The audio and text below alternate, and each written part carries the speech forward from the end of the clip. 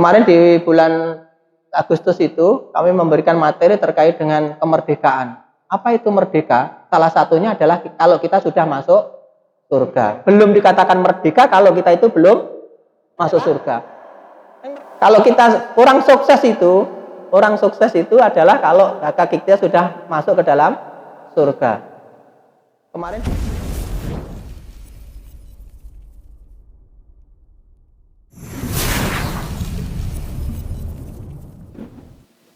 Bismillahirrahmanirrahim. Assalamualaikum warahmatullahi wabarakatuh. Alhamdulilladzi ansala sakinata bi qulubil mu'minin liyahdadu imana ma imanihim.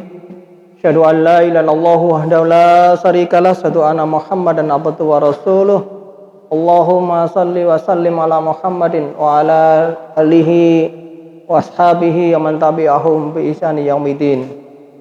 Ibu-ibu, bapak-bapak, saudara-saudara sekalian rahimakumullah, alhamdulillah di malam hari ini Allah masih memberikan hidayahnya pada kita semua sehingga seluruh potensi nikmat yang diberikan Allah bisa kita maksimalkan untuk taqarrub ila Allah, mendekatkan diri kita kepada Allah Subhanahu wa taala.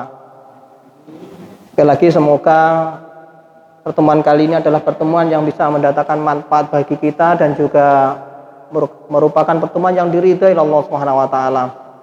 Ibu-ibu, bapak-bapak sekalian rahmatullah, kemarin sudah kita sampaikan tema kita terkait dengan ikhlas, dan itulah keikhlasan. Insyaallah masing-masing diri kita sudah bisa mengukur seberapa jauh dan seberapa besar keikhlasan kita dalam rangka ibadah pada Allah Subhanahu wa taala. Pada kali ini kami ingin coba sampaikan sebuah tema kehidupan kita, yaitu terkait dengan ujian atau musibah yang menimpa kita. Bapak Ibu sekalian, bahwa hidup adalah masalah karena tidak ada kehidupan tanpa masalah. Berarti kalau tidak ingin masalah berarti ya jangan tahu. Ya hidup tapi sedikit masalah mungkin. Tapi tidak bisa. Karena mulai dari diturunkan Nabi Adam sampai sekarang mesti nanti akan banyak masalah. Nabi Adam punya masalah, Nabi Nuh punya masalah, Nabi Ibrahim punya masalah, Nabi Musa punya masalah, bahkan Rasulullah SAW juga banyak masalah. Dan dari masalah itulah kita berangkat sehingga nanti kita bisa bernilai di hadapan Allah Subhanahu wa taala. Nah, sebelum kita mulai kita tulis dulu supaya nanti jenengan pulang dapat oleh-oleh nggih. Nanti kalau matur mawon mungkin jenengan kundur bareng ngono lali. Jadi catet lali menawa malih mboten catet, tapi duka lek jenengan hafalane luar biasa. Tapi kula niku gampang lali. Bapak Ibu nakullah, sekali lagi tema kita adalah terkait dengan musibah. Sebentar kita masih utuh, enggak apa-apa, tak gosok dhewe ben pahalane lumpuk. Oh, dibantu kita napa?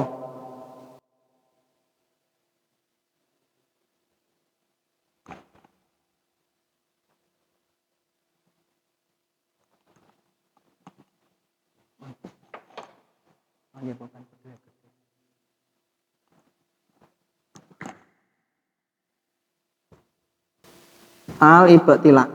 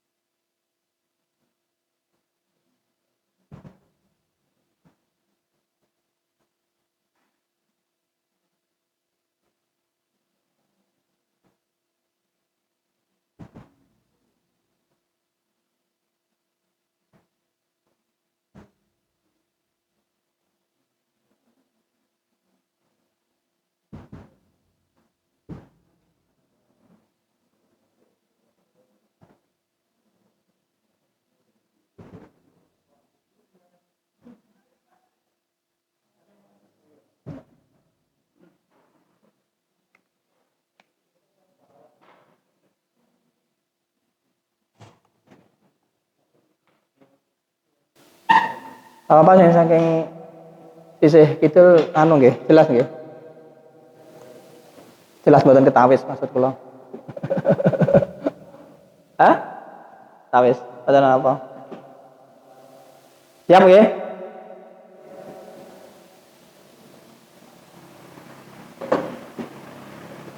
Mangke mawon. Paling ya mboten kedumuk mungkin.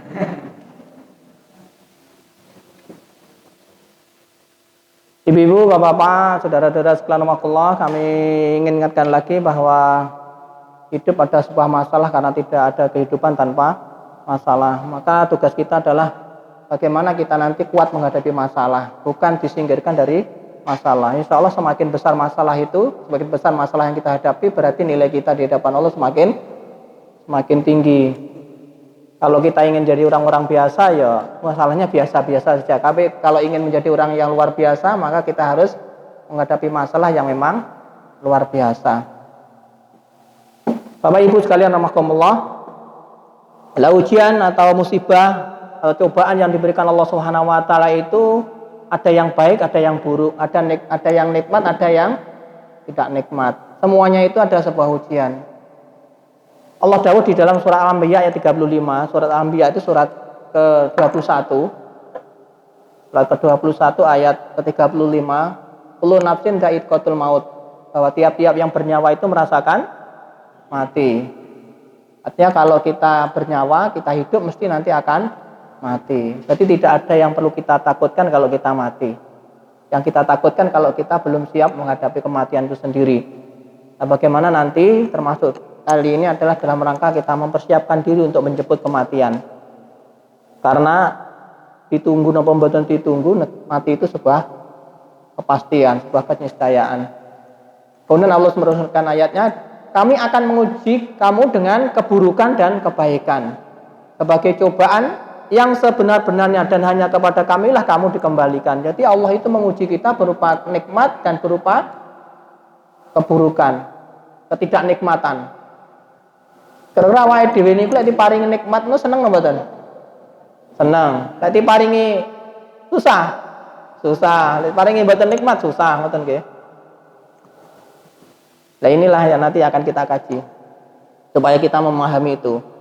Imam Ibnu Katsir berkata tentang dawuh Allah Subhanahu wa taala di dalam surah Anbiya ini, kami akan menguji kamu dengan keburukan dan kebaikan sebagai cobaan, yaitu kami akan menguji kamu kadang-kadang dengan musibah-musibah dan kadang-kadang dengan kenikmatan.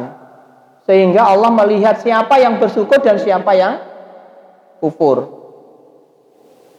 Siapa yang bersabar dan siapa yang berputus asa.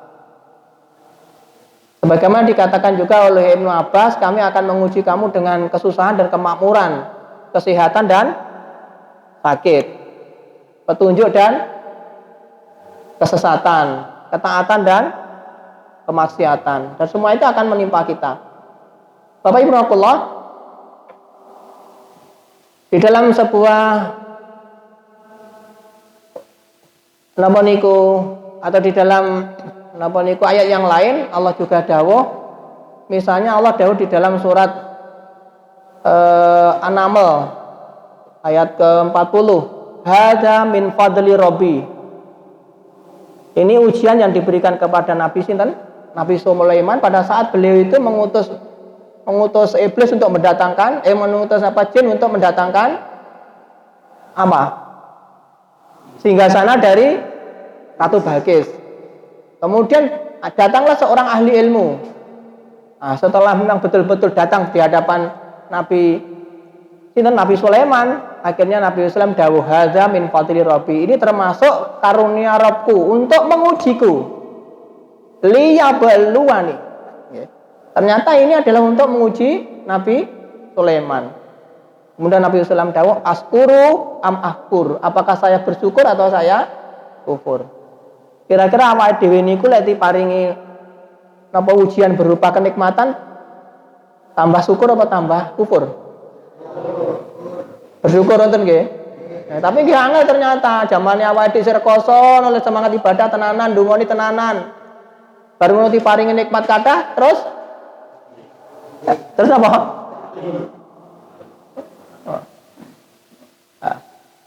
Setelah pasilah terpenuh, harta punya, kendaraan punya, rumah sudah bagus, istri juga cantik, anak-anak juga ganteng-ganteng. Setelah itu apa yang dicari?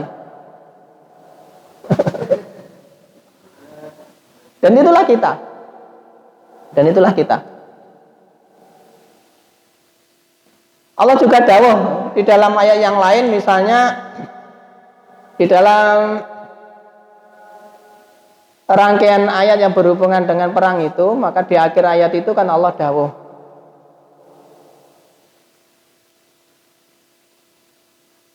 yang intinya bahwa boleh jadi kamu tidak menyenangi sesuatu padahal itu baik bagimu, dan boleh jadi kamu menyukai sesuatu padahal itu tidak baik bagimu. Allah mengetahui sedang kamu tidak mengetahui. Awal kadang-kadang kan lek diparingi ujian ngoten nyapo Allah mengujian ngeten-ngeten nggih. Misale ngapunten diparingi ujian sakit ngono. Aku sakjane ibadahku ya wis mempeng. Amalku ya wis akeh, tapi kok diuji loro padahal kae ora tau ibadah, amale ya ora eneng. Tapi kok sehat terus tambah sugih ngoten nggih. Nate ngresula ngoten. Kathah termasuk jenengan mengke. Aja kata-kata to. Wonten mawon. Nek kathah termasuk awake dhewe bahaya.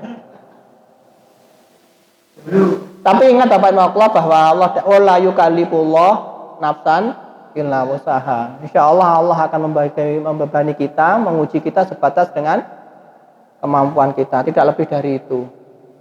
Kadang-kadang kita merasa tapi kok napa niku abot men ngoten nggih. Ada tilane ditaseti karo kanca yo sing sabar. Sabar ki entek ya. Apa niku sabar ki nek batese jenenge ora ngrasakne ngono nggih. Bapak Ibu Allah bahwa sabar itu tidak ada batasnya. Kalau kita dekat dengan Allah, Allah Maha Penyabar, maka kita pun akan memiliki kesabaran sebagaimana kesabaran yang diberikan oleh Allah Subhanahu wa taala. Tugas kita atau Allah dawuh innallaha ma'as-sabirin. Allah bersama orang-orang yang sabar. Kalau kita tidak sabar berarti kita dibersamai oleh siapa? Iya, nanti kajian kita termasuk itu ya. Bapak Ibu, di dalam hadis riwayat niku Ibnu Majah, Aisyah itu pernah berkata, Rasulullah SAW bersabda, tidak ada satupun musibah atau cobaan yang menimpa seorang muslim melainkan dosanya dihapus oleh Allah Subhanahu wa taala. Sekalipun musibah itu hanya tertusuk duri. Jadi sekecil apapun musibah yang menimpa kita, sesungguhnya itu baik bagi kita. Memang kita tidak merasa bahwa itu sebuah kebaikan. Awalnya itu uji loro ten susah napa seneng? Nah, susah kan? Padahal kalau kita sakit kita tahu Allah cuma dawuh bahwa sakit itu la baksa. Sakit itu tidak apa-apa. Insya Allah tahurun, insya Allah sebagai pembersih. Pembersih dari apa? Pembersih dari penyakitnya, pembersih dari dosa-dosanya. Kira-kira kan jenengan ngerti nikmate loro ngono ya pengin loro. Karena Allah akan membersihkan kita dari berbagai macam dosa-dosa yang kita miliki. Kira-kira jenengan lek kondur dumateng Allah Subhanahu wa taala dengan dosa yang bersih, seneng napa mboten? Seneng, tapi susah. Enggak mau tadi loh maksud saya. Nggih. Bapak Allah kita lanjut. Nah, cobaan itu atau ujian itu atau ibtilah itu Bapak Ibu Allah, yang pertama mengandung makna bahwa al-waqi'ul insan. Al-waqi'ul insan. Waqi' niku berarti realita, insan itu manusia. Jadi untuk melihat kemanusiaan kita, realita kemanusiaan kita. Jadi Allah Subhanahu wa taala memberikan ujian kita untuk melihat realita kemanusiaan kita. Awak dhewe menungso napa sanes? Awak dhewe menungso napa sanes? Menungso. Mesti dapat banyak ujian. Kalau tidak ingin diuji, jangan jadi. Tapi sudah ditakdirkan jadi manusia, berarti harus siap menghadapi ujian. Allah dawuh di dalam surah Al-Insan. Surat Al-Insan itu surat ke-76 ayat 2. Inna khalaqnal insana min nutfatin amsaj nabtalihi faj'alnahu sami'an basira. Sungguh telah menciptakan manusia, kami telah menciptakan manusia dari setetes air mani yang bercampur, yang kami hendak mengujinya dengan perintah dan larangan. Karena itu kami jadikan dia itu mendengar dan melihat. Jadi Bapak Ibu Allah, kita diberikan pendengaran, diberikan penglihatan, itu dalam rangka untuk diuji oleh Subhanahu wa taala dan untuk melihat realita kemanusiaan kita. Coba Bapak Ibu misalnya ada ujian berapa terjadi misalnya, terjadi gempa, terjadi bencana, di situ banyak kematian. Apa sikap kita? Kira-kira empati mau malah tambah empati. Lek kewan ndak empati toh? Nah, karena kita manusia empati. Misalnya nanti di sini ada terjadi sesuatu, ada anak-anak kecil kemudian terjadi apa niku kecelakaan, jatuh ke mana? Ke selokan. Kira-kira yang muncul di dalam diri kita apa? Kemanusiaannya atau kesetanannya kira-kira? Ya tenan apa pripun kok? Ana ngono bocah kandhane ndak kena. Biayaan.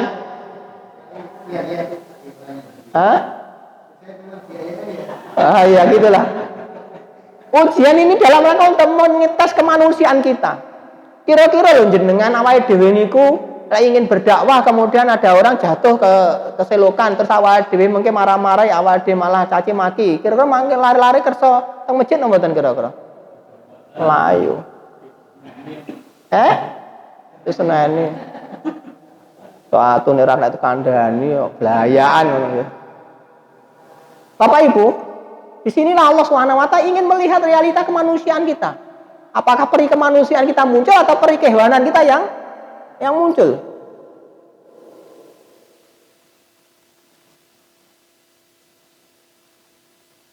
Nah, malah contohnya misalnya, awake dhewe mlaku kemudian kesandung karo jejer karo koncone.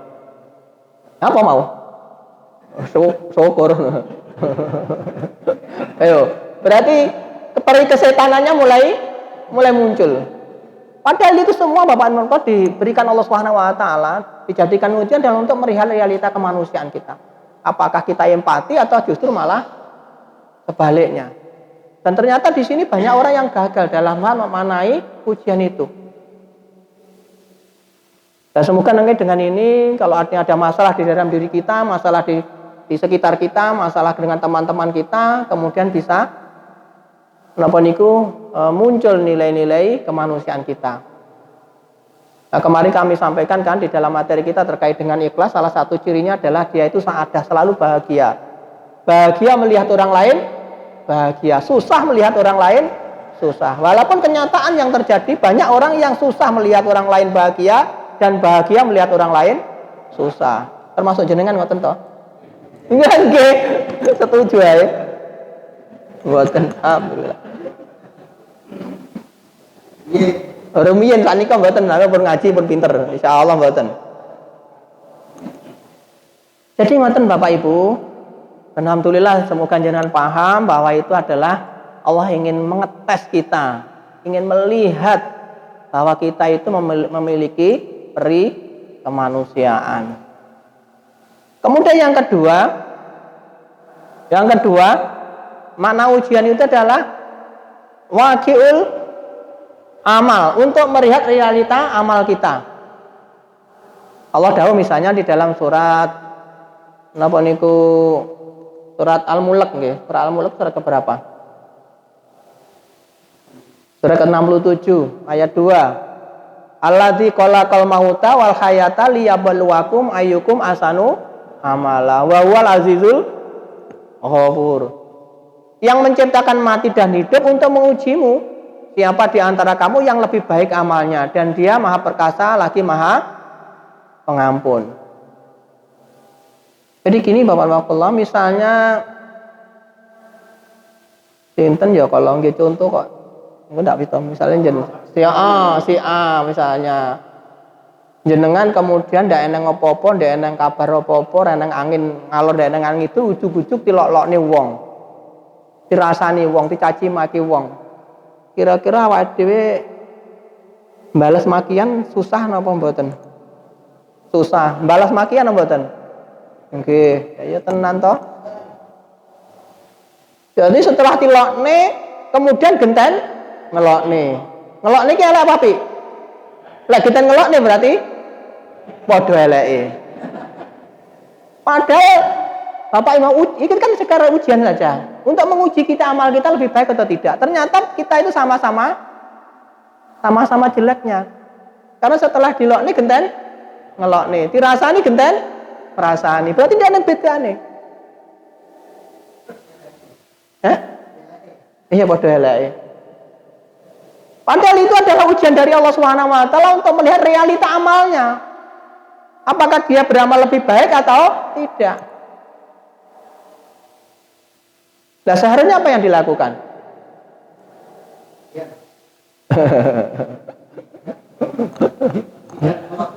Tidak ngelokni. Tugas kita adalah mendoakan.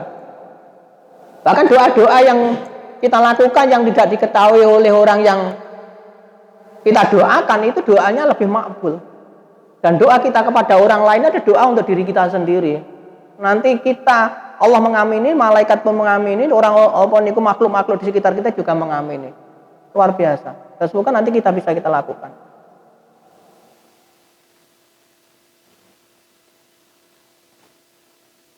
Bapak Ibu sekalian, rahimakumullah, berarti Allah menguji itu untuk melihat amal kita, apakah amal kita lebih baik atau tidak. Misalnya kita napa niku ibadah kita sudah baik, nggih.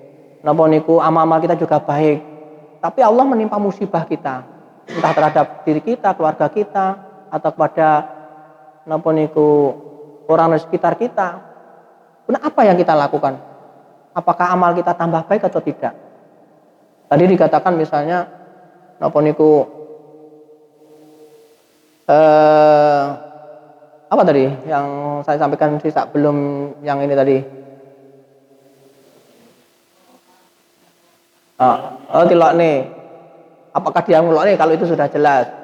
Misalnya nanti mendapatkan ujian yang lain terkait dengan ini, nggih. Misalnya kita diberikan sakit, misalnya ada kata-kata, "Kae wong apa tadi? Ora tahu sholat, ora tahu ibadah, amale ora tek, tapi kok sehat terus nonton nggih. Rezeki lancar nonton nggih. Napi cepena omahe apik nonton nggih. Bojone ayu nonton. Sekali lagi Allah ingin menuju amal, apakah nanti kita meningkatkan amal kita setelah mendapatkan ujian itu atau kita malah ikut kufur sebagaimana mereka melakukan kekufuran. Nah, rata-rata kita gagal atau sukses di sini. Nah, ini macam ya sukses alhamdulillah. Misalnya nanti dikasih ujian berupa kenikmatan. Dulu masih awal-awal kita belum sukses, belum mendapatkan sesuatu, kita banyak berdoa, ibadah kita rajin. Sholat jamaah rajin, ibadah bagaimana ibadah yang lain juga rajin, tilawahnya rajin dan seterusnya, puasanya juga rajin. Setelah dia menjadi orang yang status sosialnya naik, status hartanya naik, kemudian jabatannya naik, apakah dia tambah napa niku baik amalnya atau tidak? Nah, rata-rata kita kalau diberikan nikmat itu, ini juga sama ujian. Kita tambah sukses dalam beramal mboten kira-kira? Atau orang-orang di sekitar kita yang kita perhatikan? Kalau di dalam kisah itu Kak Salabah itu sebelum mendapatkan kekayaan kan rajin banget gitu ya. Setelah kekayaannya melimpah akan disibukkan dengan kekayaannya. Apakah di sekitar kita yo enten sih model ngoten niku? Mboten wonten teng mriki alhamdulillah. Mriki wonge apik kabeh jelas. Sing elek ning kono. Apik semua di sini. Mantap. Semakin diberi kenikmatan itu ibadahnya semakin banyak. Tapi semakin kekurangan itu semakin jauh. Iya wes. Berarti ya alhamdulillah. Ya apik kudune ya mendapatkan nikmat juga bersyukur, mendapatkan ujian berupa yang tidak nikmat juga bersabar, kan semuanya baik. Kita lanjut. Di ayat yang lain Allah dawuh, inna ja'alna ma'alal ardi zinatal laha linabluwahum ayyuhum ahsanu amala. Sesungguhnya kami telah menjadikan apa yang ada di bumi sebagai perhiasan baginya. Untuk itu kami menguji mereka siapakah di antara mereka yang terbaik perbuatannya. Jadi diberikan fasilitas ke dunia yang lebih itu sebagai ujian bagi kita. Sebagaimana tadi Nabi Sulaiman juga diuji oleh Allah Subhanahu wa taala berupa kenikmatan yang banyak.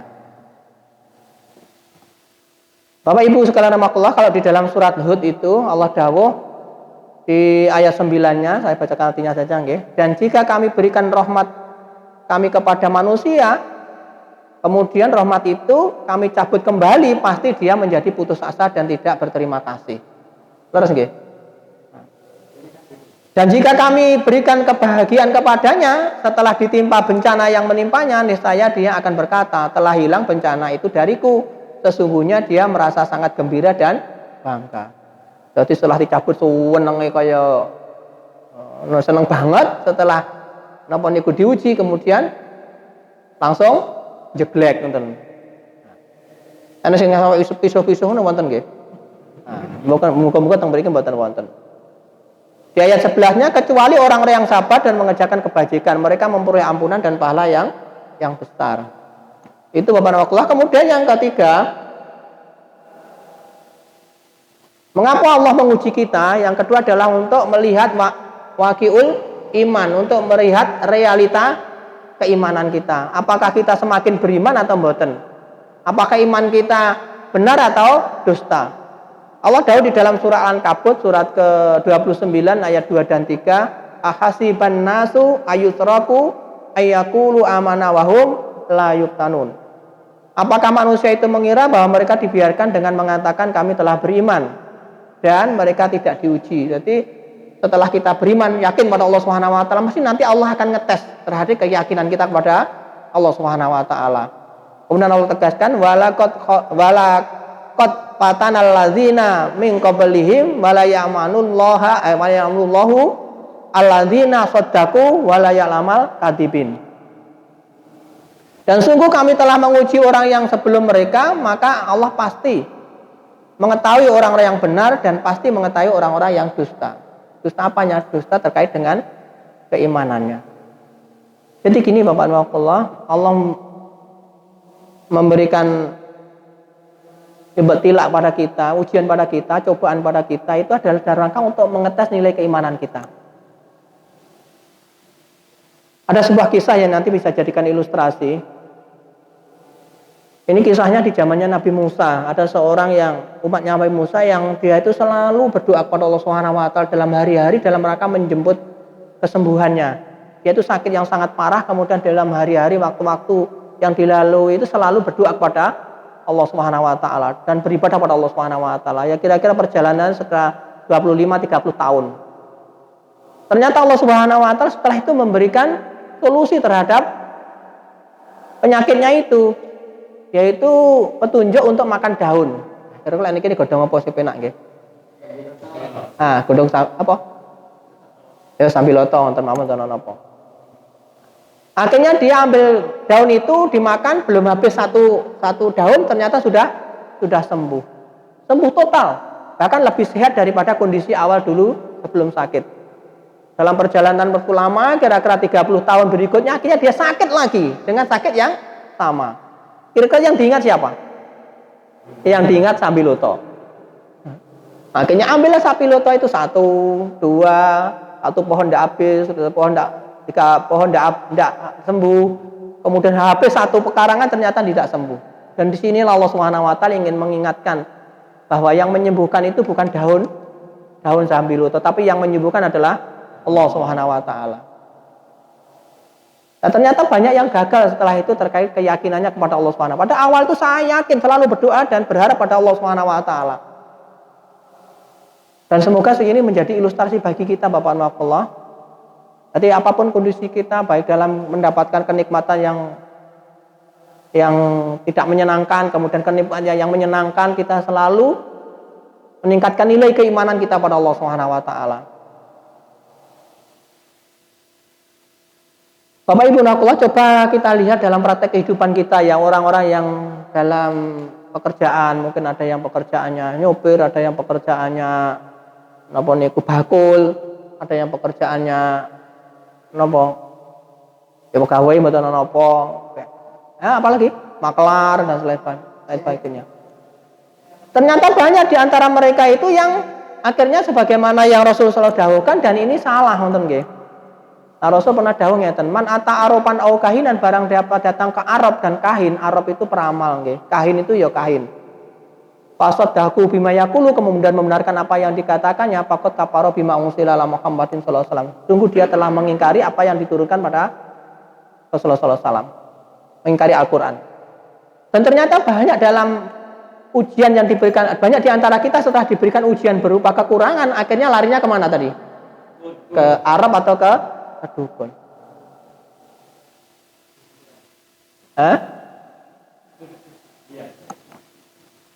Berarti kalau dari sini setelah mendapatkan ujian itu, dia itu tidak yakin akan kuasaan Allah SWT, lembutan Allah SWT, kemahamurahan Allah SWT. Okay. Terkait dengan kelapangan rezeki yang diberikan Allah SWT, malah justru lainnya bukan kepada Allah tapi kepada yang lain. Enten mau model-model ngoten niku? Wonten. Tapi mboten mriki mboten wonten toh? Alhamdulillah jelas mboten wonten teng mriki. Kompak. Sing eneng nang teng mriko ngoten nggih. Padahal kita tahu bahwa kita yakin bahwa Allah itu maha segala-galanya. Allah itu maha pemberi rezeki. Allah maha mengkayakan kita gitu. Allah maha kuasa dan Allah maha segala-galanya. Tapi ternyata kita bukan lari kepada Allah, malah lari kepada yang lain. Karena kita sudah tahu wasta'inu bisabri wa shalah. Lari kita adalah banyak-banyak berdoa dan melakukan ibadah pada Allah Subhanahu wa taala. Dari sini menandakan bahwa di antara kita yang banyak yang gagal di dalam keimanannya.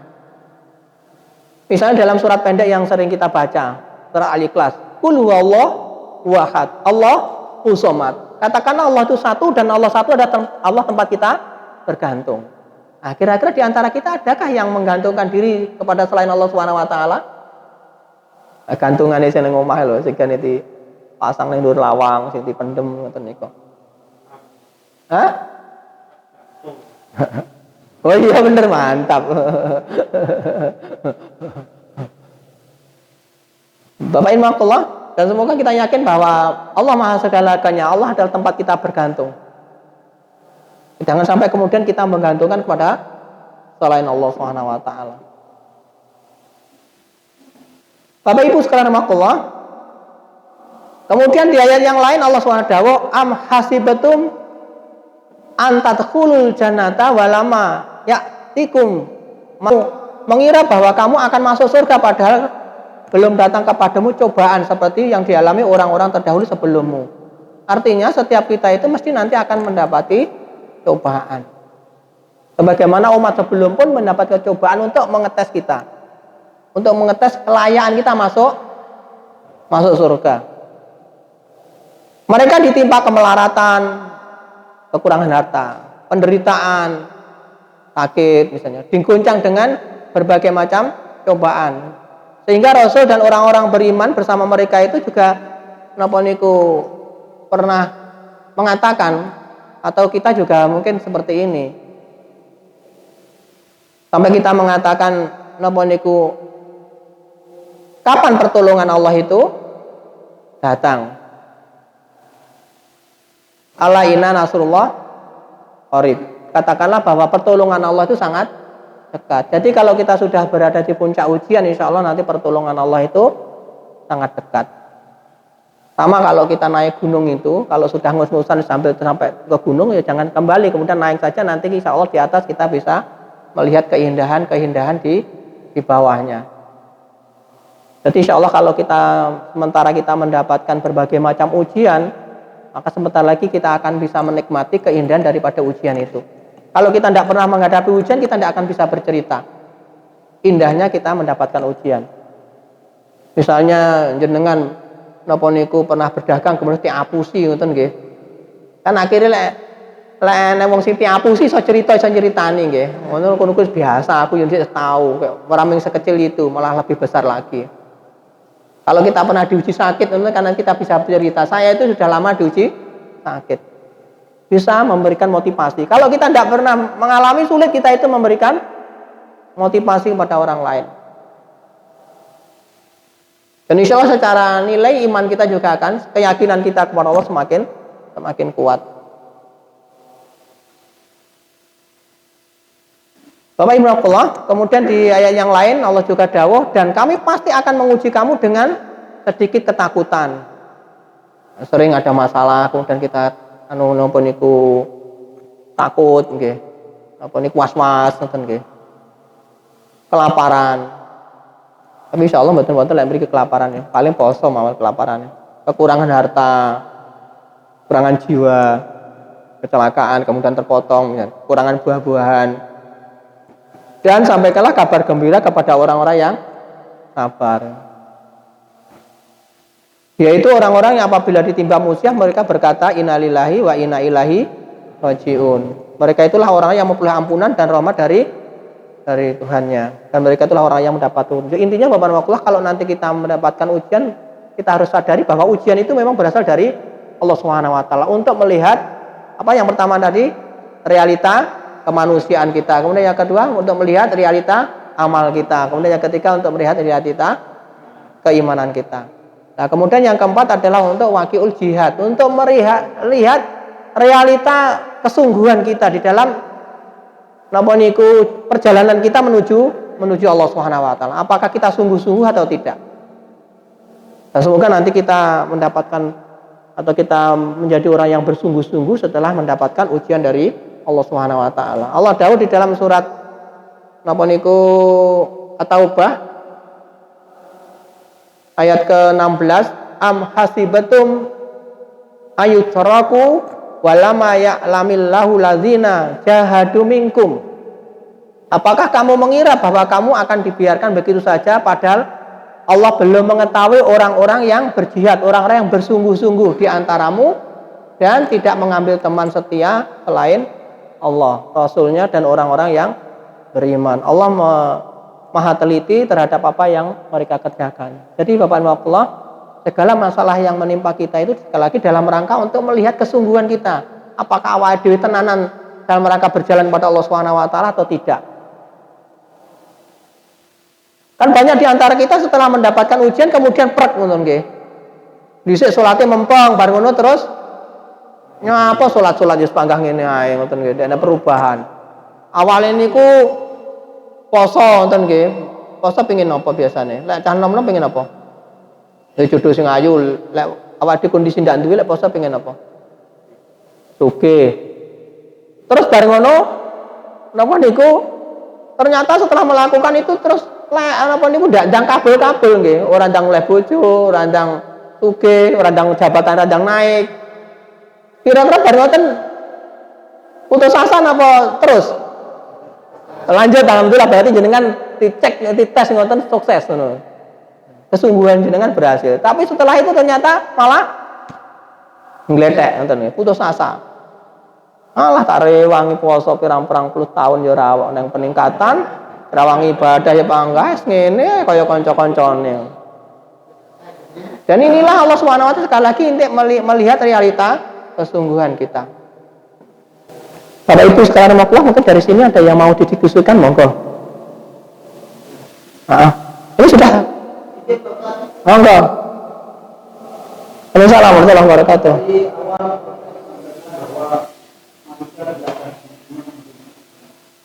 Kita terbaca dalam memahami dari para pemimpin ujian ini kapan selesainya dan ada sedikit kita rasakan bahwa kita lulus dari ujian.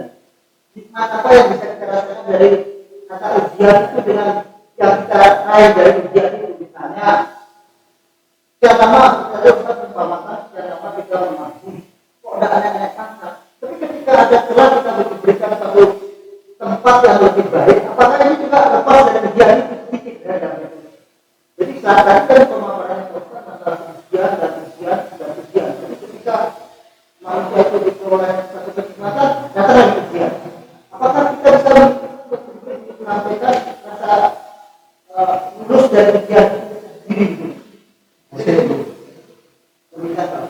jadi sebagai hamba Allah manusia itu alhamdulillah kita sudah lulus dari ujian masalah syukur itu akan muncul dari ujian yang telah diberikan.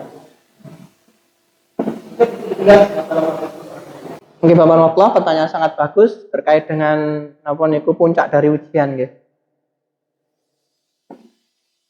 Jadi sudah sampaikan bahwa nanti puncak dari ujian itu kan untuk mereka realita kemanusiaan kita yang pertama. Insya Allah nanti kita akan menjadi manusia sejati, manusia yang niku gampang empati terhadap manusia lain. Kemudian yang kedua akan meningkat nilai amal-amal kita. Kemudian yang ketiga nilai keimanan kita dan nilai kesungguhan kita kepada Allah Subhanahu wa taala. Kemudian bagaimana seandainya kemudian setelah kita mendapatkan ujian berupa ketidakenaan, bertahan dalam waktu lama dan bersabar, kemudian Allah memberikan kenikmatan. Itu juga ujian bagi kita.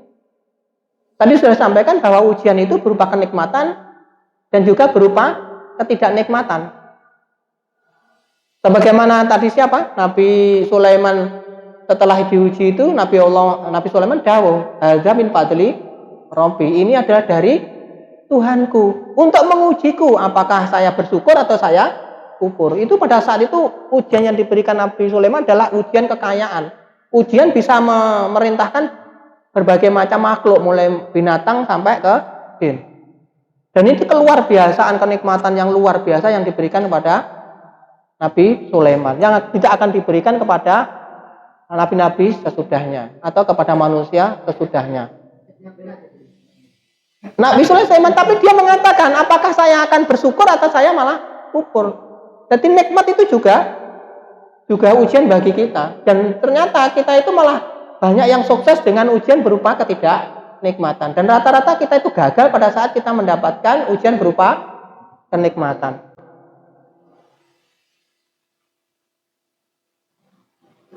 Oke. Monggo. Jadi kita ini perlu menentukan sikap dalam kita mendapatkan ujian. Iya. Sikap yang benar. Dan untuk menentukan sikap yang benar dalam ujian atau bukan, karena anggaplah kesusahan. Ada ujian dari Allah dan juga ada karena kesalahan perhitungan atau perencanaan orangnya sendiri. Kebohongan atau salah hitung dan sebagainya sehingga menderita bangkrut. Nah ini untuk menentukan ini ujian atau salahnya sendiri itu jadi Bapak Allah, kalau Allah dawuh di dalam surat Asy-Syu'ara itu ya, bahwa masalah itu apa yang menimpa pada diri kita karena akibat dari tangan kita, dari ulah kita sendiri. Tapi tidak apa-apa. Sedikit kami menambahkan apa yang ditanyakan oleh Bapak tadi. Allah dawuh di dalam surat Al-Fajr, ya insyaallah jenengan sampun apa ayatnya nggih. Fa amal insanu idza mabtalahu rabbahu fa akramahu wa na'amah fa yaqulu rabbi akraman. Wa amma idza mabtalahu fa qadara alai rizqahu fa yaqulu rabbi ahanan. Paham itu? Ini pertanyaan jenengan, Pak. Coba kita baca. Adapun manusia itu apabila mereka Rabbnya atau Allah mengujinya lalu dia dimuliakan dan diberikannya kesenangan, dia akan mengatakan Rabbku telah memuliakanku. Adapun apabila Rabbnya atau Allah Subhanahu wa taala mengujinya lalu membatasi rezekinya, mengurangi rezekinya, dia akan berkata Rabbku menghinakanku. Sekali-kali tidak kalah. Jadi jangan sampai kemudian kalau Allah SWT memberikan kenikmatan menghambat kita itu dimuliakan, belum tentu. Dan sebagaimana kalau nanti Allah mengulangi rezeki kita, mengulangi kita sakit, kekayaan kita berkurang, itu bukan Allah menghinakan kita. Kalah, belum tentu. Jadi kita masuk surga itu tidak berdasarkan pada nilai harta, nilai pribadi seseorang. Orang kolek kaya itu gampang mlebu surga, lek ganteng gampang mlebu surga, lek jabatan tinggi gampang mlebu surga, mboten. Surga itu tergantung pada apanya.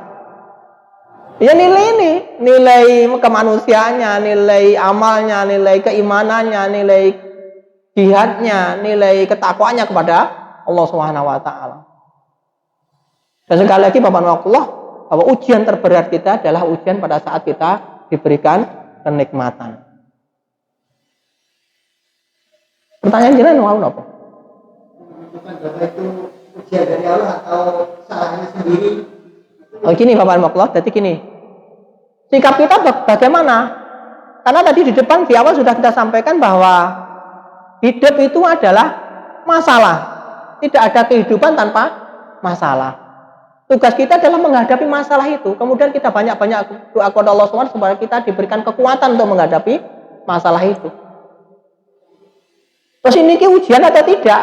Semua kehidupan kita itu adalah ujian. Baik atau buruk, nikmat atau susah, semua itu adalah ujian bagi kita. Nah, tandanya kita berhasil menghadapi ujian di mana? Nanti kalau kita sudah masuk surga, baru kita tahu bahwa kita itu berhasil. Masih lama. Kelihatannya umurnya masih panjang ya harapannya. Jadi batas kita itu adalah kalau kita orang sukses itu adalah kalau kaki kita sudah masuk ke dalam surga. Kemarin di bulan Agustus itu kami memberikan materi terkait dengan kemerdekaan. Apa itu merdeka? Salah satunya adalah kalau kita sudah masuk surga. Belum dikatakan merdeka kalau kita itu belum masuk surga. Yang neraka benjing itu misalnya jangan tepunin neraka kemudian disiksa apa merdeka sakit mboten? Mboten sakit. Nah, nanti kita juga sampaikan insyaallah di sini pada saat tema yang berhubungan dengan kemerdekaan. Mantan Bapak Ibu ngapunten wonten lepatipun sampun cekap pripun nggih? Kita tutup dengan membaca hamdalah dan doa kafaratul majelis. Alhamdulillahirabbil alamin. Subhanakallahumma wa bihamdika asyhadu an la ilaha illa anta astaghfiruka wa atubu ilaik. Assalamualaikum warahmatullahi wabarakatuh.